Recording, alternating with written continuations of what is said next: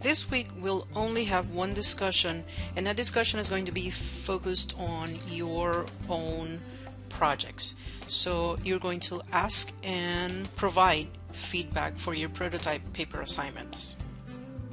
For your initial posting, you're going to request feedback, and for that you're going to share any aspect of your paper prototype. And while in the discussion forum instructions, you're going to see that you can share anything from the project, like the objectives, the assessments. I want to recommend that you actually focus on things you haven't shared before and you haven't received feedback before. So share a piece of instructional content. You can share your storyboard or wireframe, or you can share your sitemap.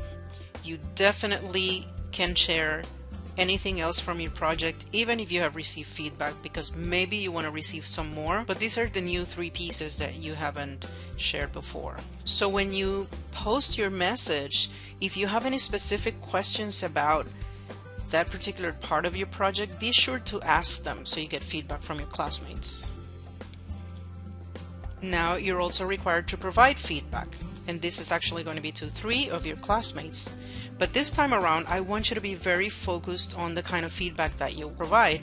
And what I want you to do is to focus on analyzing the work of your classmates to see if they actually follow best practices as indicated by Horton. If you remember, Horton discussed best practices for most of the different types of activities that we learned about in this course.